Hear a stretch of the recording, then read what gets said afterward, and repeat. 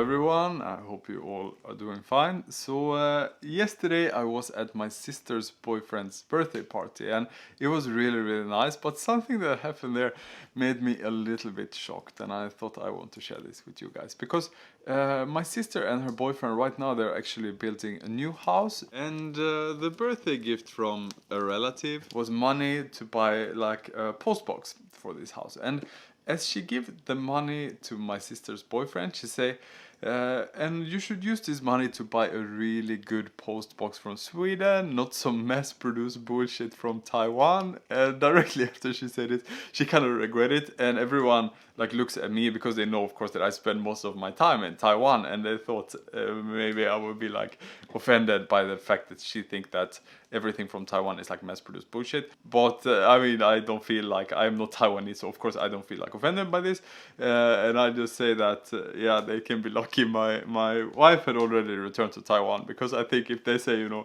mass-produced bullshit from Taiwan and she's there, maybe she will feel a little bit offended. Anyway, this made me think a little bit, because since I spend most of my time in Taiwan, and of course, you know, when I think about Asus or I think about Giant, I'm not thinking about like mass-produced bullshit. I think it's like very high quality product. I think the problem is rather that, you know, Taiwan currently have almost like 0% of cultural impact in Sweden. Like most Swedes don't know really anything about Taiwan, and I think that the picture of Taiwan is rather from 20 or 30 years ago, you know, when maybe they only make mass-produced stuff, and if you see, same as if you see, you know, made in China or made in Taiwan, this used to represent something that is very cheap, but the quality is maybe very low.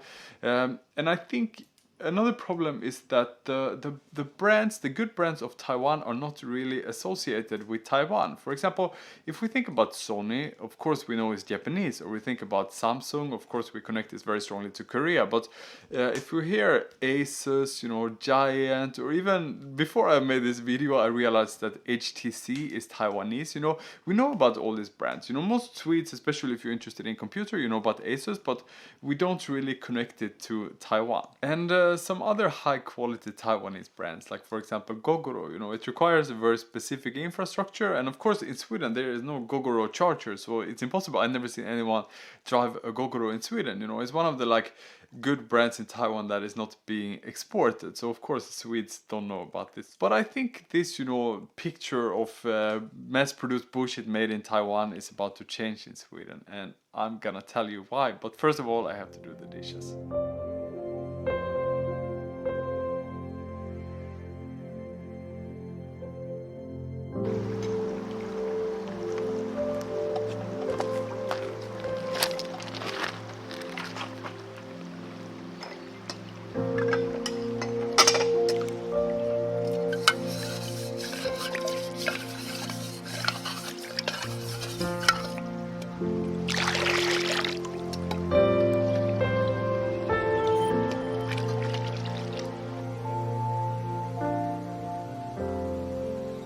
In 2011, I moved abroad for the first time because I went as an exchange student to South Korea, and before I went to South Korea, I really didn't know much about Korea. Actually, I know maybe about Seoul, Samsung, and that is about it.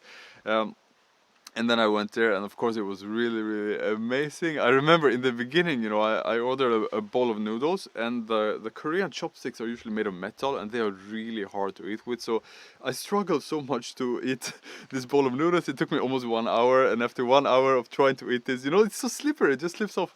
I felt that I'm kind of hungry again. But anyway, I learned how to eat with chopsticks, and I had really an amazing time. It was just so much fun. And you know, in 2011, most Swedes didn't know much about Korea. I definitely didn't know much. I know maybe only Seoul and Samsung, and that's about it. But in 2012, something happened that would totally change the perception of Korea in the mind of Swedes, at least.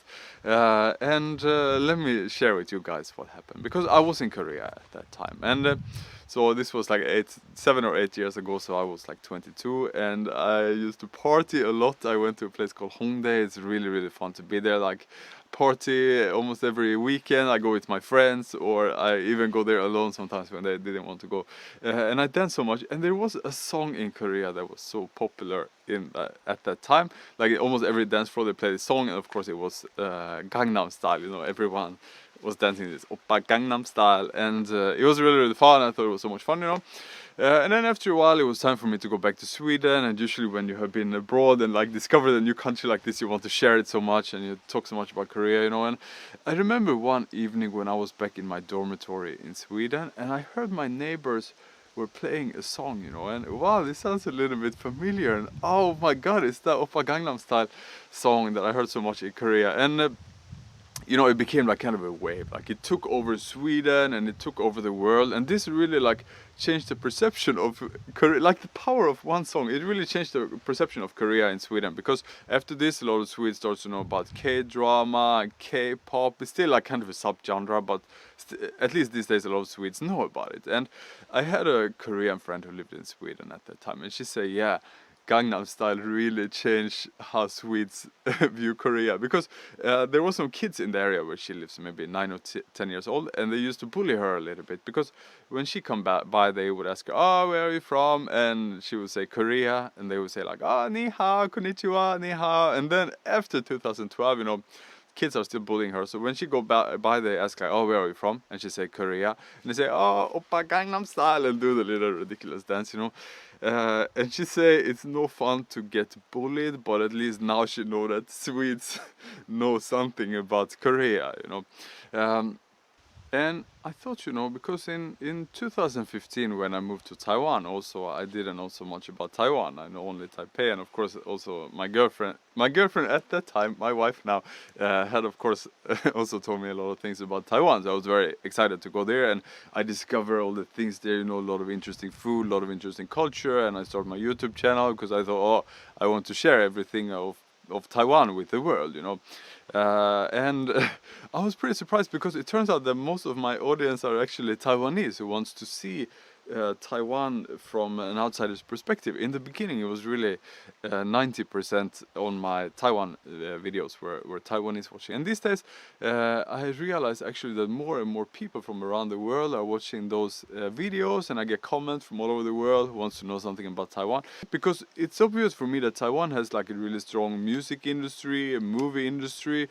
Recently, I even played a video game called Detention. That's from Taiwan. It's super exciting. I can recommend it to you guys. It's a little bit scary. Anyway, I realized that Taiwan also has like a video game industry. So I think maybe everything it takes, you know, I don't really want to make a direct comparison to Korea and Gangnam Style, because of course it's very different countries, and the culture also is very, very different. But I thought that maybe everything it takes is like one big movie, or one big music hit, or one big video game or something like this to like change the perception. Because I think the perception in Sweden now, if the perception is that Taiwan is a place that only make like mass-produced bullshit, then I think it's time that it gets updated.